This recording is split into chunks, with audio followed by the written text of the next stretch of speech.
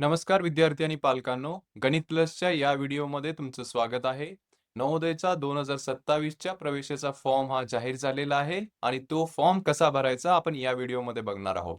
नवोदयचा form हा तुम्हाला सीबीएसईची जी website आहे cbseitms.rcil.gov.in/nvs या वेबसाईटवर जाऊन फॉर्म भरायचा आहे. गुगलच्या सर्च बारमध्ये तुम्ही JNVST क्लास 6 फॉर्म जर सर्च केलं तर तुम्हाला ही वेबसाईट ही भेटून जाईल. या फॉर्मची शेवटची भरण्याची तारीख ही 31 जुलै 2026 आहे. या तारखेच्या आधी सर्व पात्र विद्यार्थ्यांना हा फॉर्म भरायचा आहे आणि या वर्षी परीक्षा ही 26 नोव्हेंबर 2026 ला होणार आहे आणि परीक्षेचा रिझल्ट हा मार्च किंवा एप्रिल मध्ये 2027 मध्ये येणार आहे. तर ही झाली बेसिक माहिती. आता पुढे जाऊया आणि बघूया फॉर्मला भरताना लागणारी कागदपत्रे आणि माहिती या दोन गोष्टी आपण एकत्रित करूया आणि त्यानंतरच फॉर्मला भरायला चालू करूया.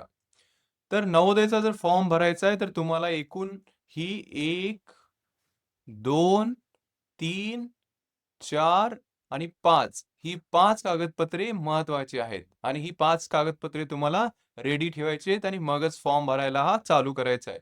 पहिलं जे कागदपत्र आहे ते विद्यार्थ्याचा फोटो आहे. तर स्पष्ट आणि अलीकडचा 10 ते 100 केबीचा जेपीजी फॉर्मॅट मधला विद्यार्थ्याचा फोटो हा तुम्हाला अपलोड करावा लागेल. तर त्याची फाईल ही रेडी ठेवायची. त्यानंतर पालकाची सही आहे. तर पांढऱ्या कागदावर सही करायची आहे आणि त्याला स्कॅन करायचं आहे. तर तुम्हाला मोबाईलने पण स्कॅन करता येते. हे 10 ते 100 केबीची जेपीजी फाईल पाहिजे. त्यानंतर विद्यार्थ्याची सही आहे. तर पालकाच्या सहीसारखंच पांढऱ्या कागदावर सही करायची आणि त्याला स्कॅन करायचे आणि ही पण 10 ते 100 केबीची जेपीजी फाईल आहे. त्यानंतर आहे विद्यार्थ्याचा आधार नंबर किंवा पालकाचा रहिवासी दाखला. तर या दोन्हीपैकी एक कागदपत्र असणं आवश्यक आहे. जर विद्यार्थ्याचा आधार नंबर नसेल तर तुम्हाला पालकाचा रहिवासी दाखला हा अपलोड करावा लागेल. या दोन्हीपैकी एक कागद तुम्ही रेडी ठेवायचा आहे. त्यानंतर पुढची जी कागदपत्र आहे ती त्या विद्यार्थ्यांसाठी आहे जे आरक्षित वर्गातून येतात. सी, एस-टी, ओबीसी किंवा दिव्यांगजन या कॅटेगरीमधून जे विद्यार्थी येतात त्यांच्यासाठी हे कागदपत्र आहे. हे अपलोड करणं अनिवार्य नाहीये. तुमच्याकडे असेल तर तुम्ही अपलोड करू शकता. नसेल तर तुम्ही हे नाही अपलोड केलं तरी चालेल. यामध्ये ओबीसीच्या विद्यार्थ्यांसाठी विशेष बाब, ओबीसीचं केंद्रीय यादीतलंच प्रमाणपत्र हे चालून जाईल. तुमचं राज्य यादीतलं प्रमाणपत्र हे चालणार नाही. जर तुम्ही राज्य यादीत आहात आणि केंद्रीय यादीमध्ये नाही आहेत, तर तुम्हाला ओपन मधनं किंवा जनरल कॅटेगरी मधूनच फॉर्म हा भरावा लागेल. तर अशी ही 5 कागदपत्रे तुम्हाला रेडी करायची आहेत आणि आपल्या फॉर्मला सुरुवात करायची आहे. तर ह्या कागदपत्र एकदा रेडी झाल्यानंतर काही माहिती आहे, ती पण तुम्हाला रेडी करावी लागेल. तर फॉर्ममध्ये जी माहिती लागणार आहे, ती अचूक माहिती तुमच्याकडे पहिल्यांदा रेडी असावी. तर माहिती जी आहे, सगळ्यात पहिल्यांदा मूलभूत माहिती आहे. ती आहे विद्यार्थ्याचं नाव आहे, विद्यार्थ्याच्या वडिलांचं नाव आहे, विद्यार्थ्याच्या आईचं नाव आहे, विद्यार्थ्याची जन्मतारीख आहे, मोबाईल नंबर आणि ईमेल, पत्ता. तर हे सगळं जे भरायचं आहे ते तुम्हाला तुमच्या कागदपत्राच्या नुसार भरायचं आहे किंवा तुमच्या शाळेचं जे रेकॉर्ड आहे त्याच्यानुसार भरायचं आहे. शाळेच्या रेकॉर्डमध्ये विद्यार्थ्याचं नाव जसं आहे तसंच नाव हे इथं पण फॉर्ममध्ये भरायचं आहे. वडिलांचं नाव विद्यार्थ्याच्या रेकॉर्डमध्ये जसं लिहिलंय तसंच हे तुम्हाला भरायचं आहे आणि आईचं नाव पण विद्यार्थ्याच्या रेकॉर्ड्समध्ये किंवा शाळेच्या रेकॉर्ड्समध्ये जे आहे तेच तुम्हाला भरायचं आहे आणि याची पडताळणी ही पुढे जाऊन होणार आहे. त्याचं तुम्हाला ध्यान ठेवायचं आहे. आणि मोबाईल नंबर आणि ईमेल या दोन्ही गोष्टी तुम्ही द्या. ईमेल बनवणं खूप अवघड नाही. तुम्ही Gmailचा एक ईमेल बनवा आणि तिथं द्या. त्याचा फायदा होतो की तुम्हाला माहिती ही खूप चांगल्या प्रकारे आणि लवकर कळते. जो पत्ता आहे तुमच्या आधार कार्डावरचा किंवा रहिवासी दाखल्यावरचा तोच पत्ता हा तुम्हाला इथे टाकायचा आहे. त्यानंतर पुढे आहे राज्य, जिल्हा आणि ब्लॉकची माहिती. तर तुम्हाला आपलं जे राज्य आहे, जसं महाराष्ट्र आहे, तर महाराष्ट्र, तुम्ही कोणत्याही जिल्ह्यामधून आहात तो जिल्हा, त्यानंतर तालुका. तर या तिघांची माहिती ही तुम्हाला तिथे भरावी लागेल. ही माहिती तुम्हाला रहिवासी दाखल्यावरच्या पत्त्यानुसारच भरावी लागणार आहे. पुढे आहे रेग्युलर शाळेसाठी तुम्हाला NIOSचा जो एक प्रश्न आहे, ते त्याला नो सिलेक्ट करायचा आहे. ओपन स्कूलिंगमध्ये जर असाल, तर तुम्हाला इथे येस सिलेक्ट करायचं आहे. पण जे रेग्युलर शाळेमध्ये जातात त्यांच्यासाठी इथे नोच येणार आहे. पुढे एक प्रश्न आहे whether district of study of class 5 and district of residence is same. म्हणजे आहे की विद्यार्थ्याच्या 5वीच्या शाळेचा जिल्हा आणि तुमच्या रहिवासी दाखल्यावरचा जिल्हा समान आहे का? जर हा समान असेल, तर तुम्हाला येस करायचं आहे आणि तुम्ही पात्र आहात परीक्षेसाठी.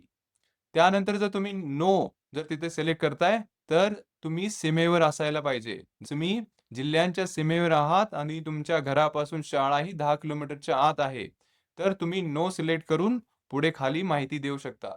पण जर तुम्ही सीमेवर पण नाहीये, तुमची शाळा ही तुमच्या घरापासून 10 किलोमीटरमध्ये नाहीये आणि तुमच्या विद्यार्थ्याच्या शाळेचा जिल्हा आणि तुमच्या रहिवासी दाखल्यावरचा जिल्हा जर हा वेगळा आहे, तर तुम्ही नवोदय परीक्षेसाठी पात्रच नाही. तुम्हाला हा फॉर्म भरता येत नाही आणि जर तुम्ही फॉर्म भरून परीक्षा देऊन निवड झाली, तर शेवटी तुम्हाला ॲडमिशन हे मिळणार नाही. तुमचं ॲडमिशन हे रद्द केलं जाईल शेवटच्या टप्प्यामध्ये.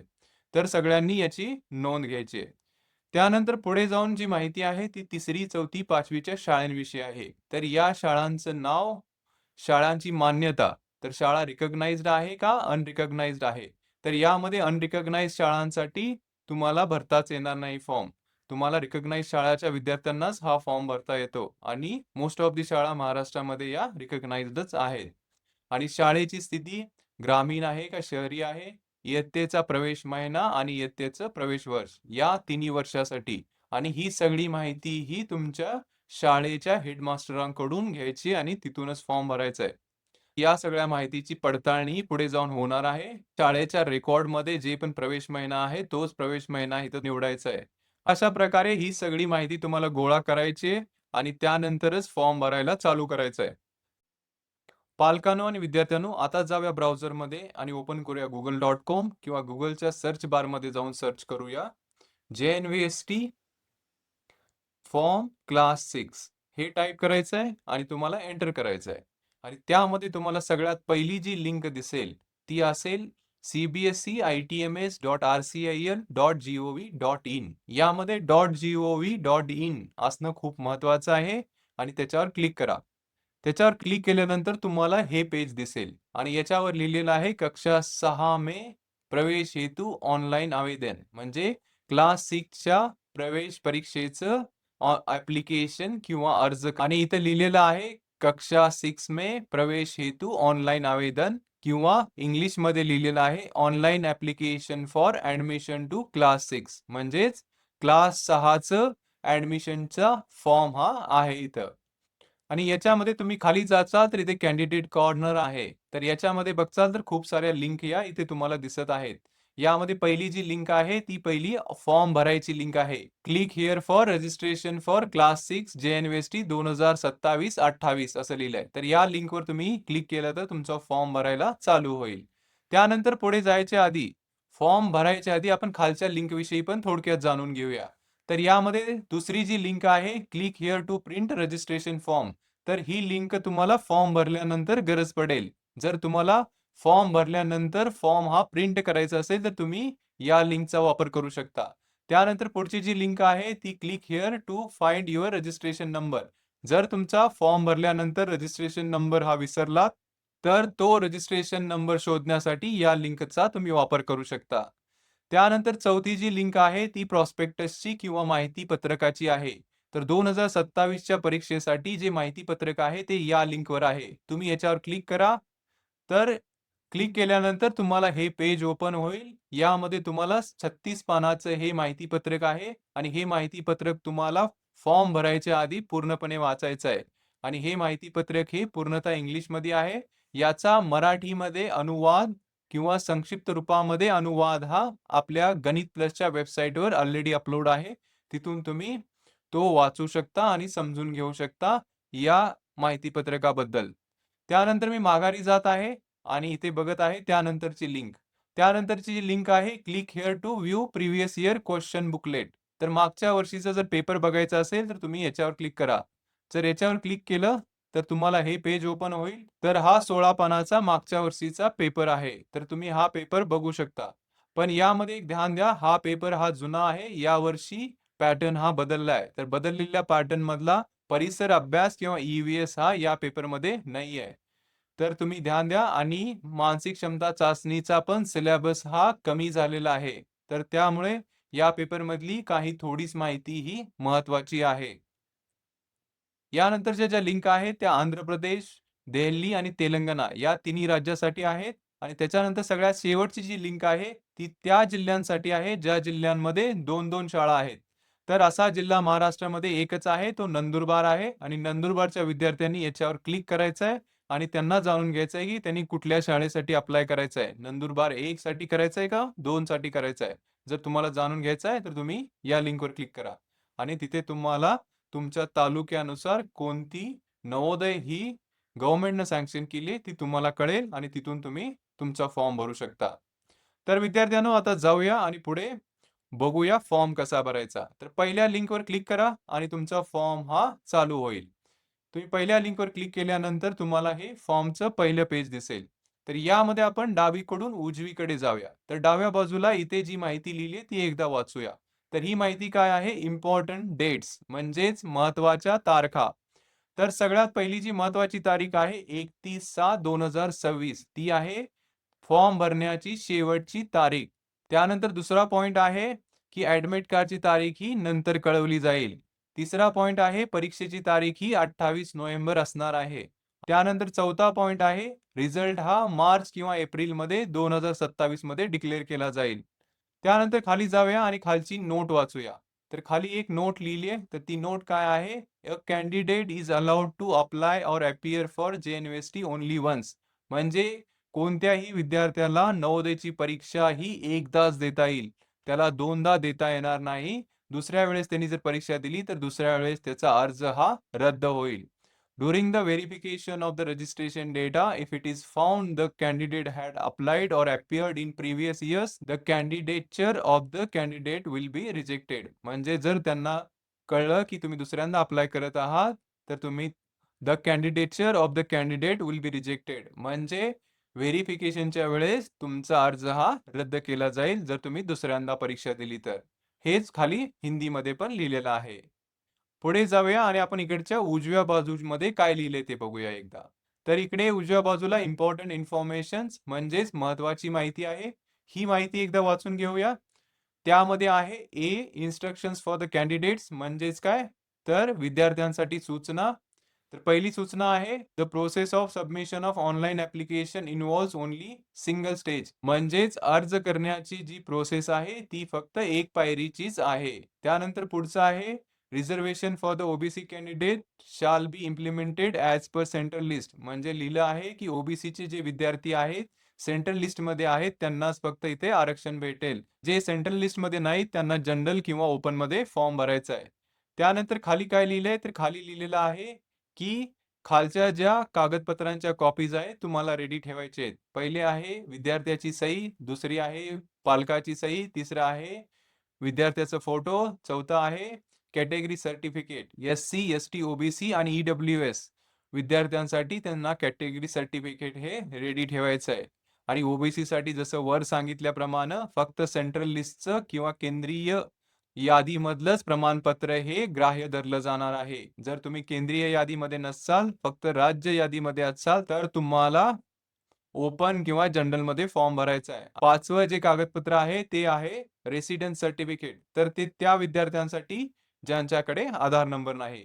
तर ही सगळी 5 कागदपत्रे तुम्हाला रेडी ठेवायची आहेत आणि त्यानंतरच फॉर्म हा भरायला चालू करायचा आहे. त्यानंतर तुम्ही खाली जाचाल तर इथे हिंदीमध्ये त्याचा अनुवाद हा लिहिलेला आहे. त्यानंतर इथून खालून फॉर्मची भरायची सुरुवात होते. आणि पहिला क्वेश्चन आहे if the candidate or the parent affirm and declare that the candidate is fulfilling all the above eligibility conditions, then click the box given below. जर तुम्ही वर दिलेल्या साहीच्या साही अटींना पात्र आहात किंवा पूर्ण करत आहात तर तुम्ही खाली येस किंवा नो सिलेक्ट करा. तर इथे सगळ्यांना येस सिलेक्ट करायचं आहे. त्यानंतर पुढे जायचं आहे do you have Aadhaar number yes किंवा नो. जर तुमच्याकडे आधार नंबर असेल तर तुम्हाला येस सिलेक्ट करायचं आहे आणि त्यानंतर तुम्हाला आधार नंबर हा टाकायचा आहे आणि सबमिट करायचा आहे. जर तुमच्याकडे आधार नंबर नसेल तर तुम्हाला पालकाचा रहिवासी दाखला हा लागणार आहे आणि वर जी सूचना आली आहे त्याच्यामध्ये सुद्धा लिहिलंय की तुम्हाला पालकाचा किंवा विद्यार्थ्याचा रहिवासी दाखला हा अपलोड करायचा आहे. पालकाचा किंवा विद्यार्थ्याचा दोघांपैकी एकाचा वैध रहिवासी दाखला हा अपलोड करावा लागेल. तर त्याच्यावर तुम्ही ओके क्लिक करा. त्यानंतर इकडे खाली जाचाल तर तुम्हाला पालकाचा रहिवासी दाखला अपलोड करण्यासाठी पर्याय येत आहे. तर ही जी फाईल असणार आहे ती 50 ते 300 KB ची JPG फाईल असणार आहे. तर ती फाईल तुम्हाला बनवायची आहे आणि इथं अपलोड करायची आहे. तुम्हाला इथं चूज फाईलवर क्लिक करायचं आहे. त्यानंतर तुमच्या लॅपटॉपवर किंवा डेस्कटॉपवर जिथे पण ती फाईल स्टोअर्ड आहे तिथे जायचं आहे आणि ती फाईलला सिलेक्ट करायचं आहे. आणि मी इथे एक नमुना फाईल ही अपलोड करत आहे. तर तुम्हाला तुमचं जे सर्टिफिकेट आहे ॲक्चुअल त्याची फाईल ही अपलोड करायची आहे. त्यानंतर तुम्हाला सबमिट या बटनावर क्लिक करायचं आहे. तुम्ही सबमिट बटनावर क्लिक केल्यानंतर नवोदयचा जो फॉर्म आहे किंवा मेन फॉर्म आहे तो तुमच्या समोर येईल. त्यानंतर तुम्हाला काय करायचं आहे, पहिला रकाना आहे विद्यार्थ्याचं नाव किंवा नेम ऑफ द कॅन्डिडेट. यामध्ये विद्यार्थ्याचं नाव शाळेच्या रेकॉर्डनुसार किंवा कागदपत्रानुसार जे पण लिहिलेलं आहे ते तुम्हाला इथे लिहायचं आहे. तर मी ते एक सॅम्पल नाव लिहितो. महेश रमेश शिंदे.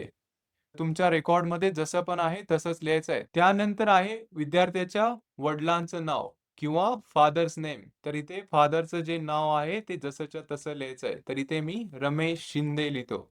इथे विद्यार्थ्याच्या रेकॉर्डला वडिलांचं नाव जसं आहे तसंच लिहायचं आहे. विद्यार्थ्यांच्या शाळेमध्ये पालकाचं नाव जर पूर्ण असेल, रमेश शिवाजी शिंदे असं जर असेल तर ते पूर्ण नाव हे इथे तुम्हाला लिहायचं आहे.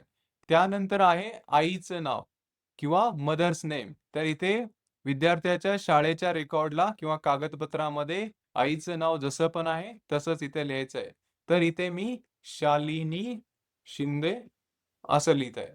हे नमुना आहे. तुम्हाला तुमच्या रेकॉर्डमध्ये जसं नाव आहे किंवा तुमच्या कागदपत्रामध्ये जसं नाव आहे तसंच नाव लिहायचं आहे. त्यानंतर तुम्हाला लिंग निवडायचं आहे. मेल, फिमेल, ट्रान्सजेंडर जे पण लिंग तुमचं ॲप्लिकेबल आहे ते लिंग तुम्हाला निवडायचं आहे. त्यानंतर तुमची जन्मतारीख. तर तुमची जी जन्मतारीख तुमच्या रेकॉर्डमध्ये किंवा कागदपत्रामध्ये जी आहे तीच तुम्हाला निवडायची आहे. त्यानंतर तुम्हाला फोन नंबर टाकायचा आहे. तर इथे मी एक सॅम्पल फोन नंबर हा टाकत आहे. त्यानंतर पुढे तुम्हाला ईमेल आयडी टाकणं हे अनिवार्य नाहीये, पण टाकलेलं चांगलंच आहे. त्याच्यामुळे तुम्हाला माहितीही वेळेवर मिळेल. मी इथे एक नमुना ईमेल आयडी टाकत आहे. तो आहे mahesh@gmail.com. तुमच्याकडे ईमेल नसेल तर तुम्ही जीमेलचा एक फ्री मेल हा बनवू शकता. त्यानंतर तुमची जी पण कॅटेगरी आहे ती कॅटेगरी तुम्ही निवडू शकता आणि तुम्ही जर आरक्षित वर्गात येत नसाल तर तुम्ही जनरल निवडू शकता. नवोदयने यावेळेस ईडब्ल्यूएसचा पण पर्याय दिला आहे. पण ईडब्ल्यूएस साठी किती जागा राखीव आहेत असं काही लिहिलेलं नाहीये माहिती पत्रकामध्ये. पण शेवटी यासाठी काही जागा या दिल्या जाण्याची शक्यता आहे. जर तुम्ही ईडब्ल्यूएस मध्ये येत असाल तर तुम्ही ईडब्ल्यूएस निवडा. तर मी इथे जनरल साठी फॉर्म भरत आहे. तर इथे मी जनरल हा निवडत आहे. त्यानंतर पुढे आहे विकलांगता. जर तुम्ही दिव्यांगजन असाल तर तुम्ही इथून विकलांगतेचे पर्याय निवडू शकता. ऑर्थोपेडिक, व्हिज्युअल, हिअरिंग यामधला जो पण पर्याय तुम्हाला ॲप्लिकेबल असेल तो तुम्ही निवडू शकता. इथे मी नन निवडत आहे. आणि इथे श्रेणीमध्ये तुम्ही एक ध्यान द्या. जर श्रेणीमध्ये जर तुम्ही एस-सी निवडला तर एस-सीच्या खाली एक टिप लिहून येत आहे, uploading the category certificate is not mandatory. म्हणजे तुम्ही जर आरक्षित वर्गात असाल तर तुम्हाला जे सर्टिफिकेट अपलोड करायचं आहे किंवा जात प्रमाणपत्र अपलोड करायचं आहे ते अनिवार्य नाहीये. पण तुमच्याकडे असेल तर तुम्ही अपलोड करू शकता. इथे लिहिलेलं आहे, however valid category certificate may be uploaded. जर असेल तर तुम्ही अपलोड करू शकता. एस-सी, एस-टी, ओ-बी-सी आणि ईडब्ल्यूएस साठी पण आहे. तर यामधल्या कुठल्याही कॅटेगरीला तुम्ही सिलेक्ट केला तर याच्यामध्ये खाली लाल अक्षरामध्ये हे लिहून येत आहे, uploading the category certificate is not mandatory. However valid category certificate may be uploaded. त्यामुळे अपलोड करणं अनिवार्य नाही. तुमच्याकडे सगळं व्यवस्थित असलेलं जात प्रमाणपत्र जर असेल तर ते तुम्ही अपलोड करू शकता. विकलांगतेमध्ये तुम्ही जर दिव्यांगजन असाल तर त्यामध्ये तुम्ही ऑर्थोपेडिक, व्हिज्युअल, हिअरिंग यापैकी जो पण पर्याय ॲप्लिकेबल असेल तो तुम्ही निवडू शकता. त्यानंतर आहे विकलांगतेची प्रतिशत. जर तुम्ही इथे विकलांगता निवडली तर त्यानंतर तुम्हाला हा पर्याय ॲक्टिव्हेट होईल आणि यामध्ये तुम्ही लेस दॅन 40% किंवा मोर दॅन 40% हे निवडू शकता. आणि जर इथे तुम्ही काहीच निवडलं नाही, नन निवडलं तर तुमच्यासाठी हा पर्याय येणारच नाही. त्यानंतर खाली आहे पत्ता. तर तुम्ही खाली जाऊन पत्ता टाका. तुमच्या रहिवासी दाखल्यावरचा किंवा आधार कार्डवरचा जो पत्ता आहे तो इथे तुम्हाला टाकायचा आहे. इथं एक मी नमुना पत्ता टाकत आहे. ABC road, flat number 4002, SB road, Pune आणि पुढे जो पण तुमचा व्हॅलिड पिनकोड असेल तो पिनकोड टाका. त्यानंतर पुढे जाऊया आणि पुढे आहे आवासी विवरण म्हणजेच रहिवासी डिटेल्स. तर यामध्ये बघितलं तर तुम्हाला आवासीय राज्य लिहायचं आहे. तर जसं की तुम्ही महाराष्ट्रामध्ये असेल तर तुम्हाला यामधला महाराष्ट्र निवडायचा आहे. तर यामध्ये महाराष्ट्र इथे मध्य प्रदेशच्या खाली आहे. तर इथे महाराष्ट्र हे तुम्हाला निवडायचं आहे. त्यानंतर राज्य निवडल्यानंतर तुम्हाला पुढे इथे जिल्हा हा निवडायचा आहे आणि तुम्हाला इथे लिस्टमध्ये महाराष्ट्रातले सगळे जिल्हे हे दिसतील आणि तुमच्या रहिवासी दाखल्यावरचा जो जिल्हा आहे तो जिल्हा तुम्हाला इथे निवडायचा आहे. तर मी इथे पुणे जिल्हा निवडतो. कारण की वर पत्ता हा मी पुणे जिल्ह्याचा टाकलाय. त्यानंतर तुम्हाला ब्लॉक म्हणजेच तालुका निवडावा लागेल. तर इथे तालुका किंवा ब्लॉकसाठी क्लिक करा. त्यानंतर तुमच्या रहिवासी दाखल्याप्रमाणे जो पण तालुका तुमचा आहे, तो तालुका तुम्हाला इथे निवडायचा आहे. तर मी इथे दौंड तालुका निवडत आहे. त्यानंतर इथे पुढे NIOS चा पर्याय आहे. हे ओपन स्कूलिंगसाठी आहे. जर तुम्ही रेग्युलर शाळा करत असाल, तर तुम्हाला इथे नो सिलेक्ट करायचं आहे आणि जर तुम्ही इथे ओपन स्कूलिंग करत असाल, तर तुम्हाला इथे येस सिलेक्ट करायचं आहे. तर येस सिलेक्ट केल्यानंतर तुम्हाला इथे ओपन स्कूलिंगचे पर्याय हे येतील. मग तुम्ही इथून हे ओपन स्कूलिंगसाठी जे बी सर्टिफिकेट लागतं, त्यासाठी तुम्ही येस हे सिलेक्ट करू शकता. पण जे विद्यार्थी रेग्युलर शाळा करतात त्यांच्यासाठी इथे नो सिलेक्ट करायचं आहे. त्यानंतर पुढे आहे whether district of study of class 5 and district of residence is same. म्हणजेच विद्यार्थ्याच्या 5वीच्या शाळेचा जिल्हा आणि रहिवासी दाखल्यावरचा जिल्हा समान आहे किंवा नाही. जर इथे समान असेल तर तुम्हाला येस निवडायचं आहे आणि जर समान नसेल, तुम्ही सीमेवर राहत असाल, तर तुम्हाला इथे नो निवडायचं आहे. पण याच्यामध्ये तुम्हाला ध्यानात ठेवायचं आहे, तुमची शाळा ही तुमच्या रहिवासी दाखल्याच्या पत्त्यापासून 10 किलोमीटरच्या आतमध्ये असायला पाहिजे आणि याची पडताळणी ही निवड झाल्यानंतर केली जाणार आहे. आणि जे पण विद्यार्थ्यांसाठी त्यांच्या 5वीच्या शाळेचा जिल्हा आणि रहिवासी दाखल्यावरचा जिल्हा समान आहे, त्यांनी येसच निवडायचं आहे. जर तुम्ही इथे येस निवडलं, तर इथे खाली शाळेच्या विषयीची जी माहिती आहे, ती आपोआप येऊन जाते. यामध्ये शाळेचं राज्य, शाळेचा जिल्हा आणि शाळेचा तालुका हा आपोआप वरील रहिवासी दाखल्यावरून येतो. आणि जर इथे तुमचा शाळेचा जो तालुका आहे तो वेगळा असेल, तर तुम्ही इथे शाळेचा तालुका वेगळा हा निवडू शकता. जर तुम्ही इथे नो निवडलं, तर तुमच्या शाळेविषयीच्या राज्याच्या, जिल्ह्याच्या आणि तालुक्याच्या माहितीला तुम्ही एडिट करू शकता. तर तुम्ही शाळेची माहिती इथे राज्य पण बदलू शकता, इथे जिल्हा पण बदलू शकता आणि इथे तालुका पण बदलू शकता. पण इथे तुम्हाला अट ही ध्यानात ठेवायची आहे, तुमची शाळा ही तुमच्या रहिवासी पत्त्यापासून 10 किलोमीटरच्या आतमध्ये असायला पाहिजे. आणि तुम्ही जर इथे येस निवडलं, तर तुम्हाला फक्त इथे तालुकाच एडिट करता येतो. तुम्हाला जिल्हा आणि राज्य हे एडिट करता येत नाहीये. आणि त्यानंतर पुढे खाली जाऊन आहे परीक्षेचं माध्यम. हे खूप महत्वाचं आहे. तुम्ही जे माध्यम इथे निवडचाल त्या माध्यमातच तुम्हाला परीक्षा ही द्यावी लागणार आहे आणि त्या माध्यमाचाच पेपर हा तुम्हाला मिळेल. त्याच्या व्यतिरिक्त दुसरा पेपर मिळणार नाही आणि हे बदलता पण येणार नाही. त्यामुळे हे माध्यम खूप काळजीपूर्वक निवडा. जे पण विद्यार्थी मराठीमध्ये परीक्षा देणार आहेत, त्यांनी मराठी निवडा. जे पण विद्यार्थी इंग्लिशमध्ये देणार आहेत, त्यांनी इंग्लिश निवडा. या व्यतिरिक्त खूप साऱ्या भाषा या इथे आहेत. तर मी इथे मराठी हे निवडत आहे. त्यानंतर पुढे खाली गेल्यानंतर आहे तुमच्या शाळेच्या विषयीचं विवरण.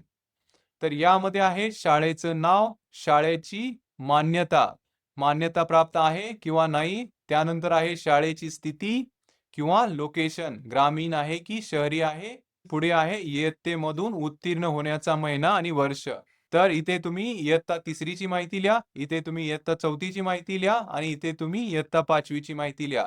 इथे शाळेची नावं तुम्हाला तुमच्या विद्यार्थ्याच्या रेकॉर्डला किंवा डॉक्युमेंट्समध्ये आहेत, तिथून लिहायचे आहेत. कारण की याची पडताळणी ही पुन्हा केली जाणार आहे आणि तुम्हाला जर काही डाऊट असेल, याच्या नावामध्ये असेल किंवा विद्यार्थ्याच्या जॉइनिंगमध्ये असेल, तर तुम्ही त्या शाळेच्या मुख्याध्यापकाला फोन करून विचारा किंवा शाळेत भेट देऊन विचारा. शाळेचं नाव तुमच्या रेकॉर्डला जसं आहे तसंच लिहायचं आहे. इथे मी एक नमुना शाळेचं नाव लिहित आहे. शाळेचं नाव आहे आदर्श स्कूल पुणे. तुम्हाला तुमचं ॲक्चुअल जे नाव आहे ते लिहायचं आहे. त्यानंतर आहे मान्यता प्राप्त. जर शाळा मान्यता प्राप्त नसेल 3री, 4थी, 5वी ची एक पण, तर तुम्ही या परीक्षेसाठी इलिजिबल नाही आहे. तर तुम्हाला सगळ्यांना इथे तिन्ही इयत्तेमध्ये रिकॉग्नाइज्डच सिलेक्ट करायचं आहे. त्यानंतर आहे स्कूलची स्थिती, ग्रामीण किंवा शहरी.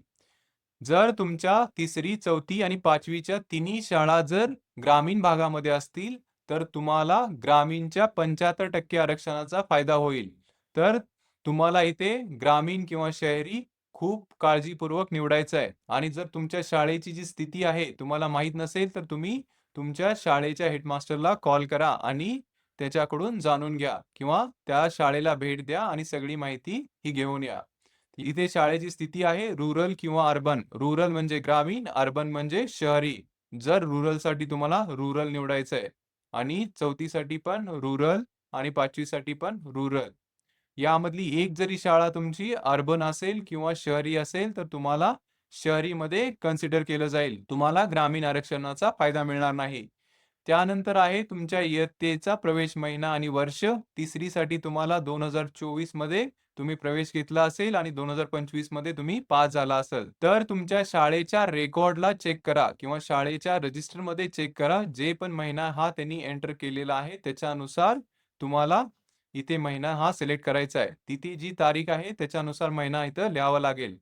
तुमच्या स्वतःच्या माहितीने लिहू नका. शाळेमध्ये जी माहिती आहे त्याच्यानुसार लिहा. आणि इथे 3री, 4थी, 5वी या तिन्ही शाळांसाठी आणि तिन्ही इयत्तेसाठी तुम्हाला ही माहिती ही भरायची आहे आणि तसंच ही उत्तीर्ण महिना आणि उत्तीर्ण वर्ष पण भरायचं आहे. तर यामध्ये तुम्हाला सगळे महिने हे दिसतील आणि यामध्ये तुम्हाला जे पण वर्ष आहे ते वर्ष पण तुम्हाला इथे दिसत आहे. तर तुम्हाला अशा प्रकारे ही माहिती भरायची आहे आणि त्यानंतर पुढे खाली जायचं आहे. त्यानंतर इथे खाली गेला तर इथे खाली एक अंडरटेकिंग आहे. ते विद्यार्थ्याचं आणि पालकांचं आहे आणि यामध्ये म्हणलं आहे, की तुम्ही वर दिलेली माहिती ही अचूक आहे आणि फ्युचरमध्ये जर या माहितीच्या व्हेरिफिकेशनसाठी जर एखादं कागदपत्र मागितलं, तर तुम्ही हे त्यासाठी देचाल.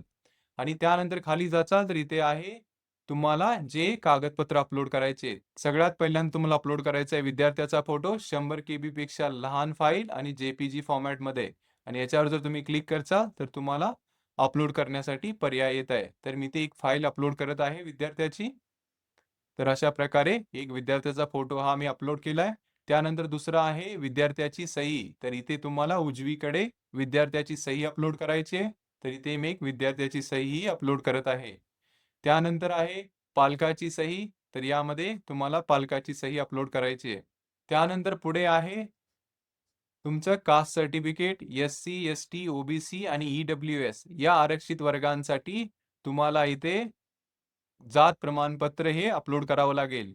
तर यामध्ये जर तुमच्याकडे असेल जात प्रमाणपत्र तर तुम्ही अपलोड करू शकता. जर तुमच्याकडे जात प्रमाणपत्र नसेल तर हे अनिवार्य नाही. तुम्ही अपलोड नाही केलं तरी सुद्धा चालेल. जर असेल तर तुम्ही जरूर अपलोड करा. तर यामध्ये आहे जात प्रमाणपत्र. तर इथे एक जात प्रमाणपत्र हे मी अपलोड करत आहे. आणि जनरलसाठी कोणतं जात प्रमाणपत्र हे लागणार नाही.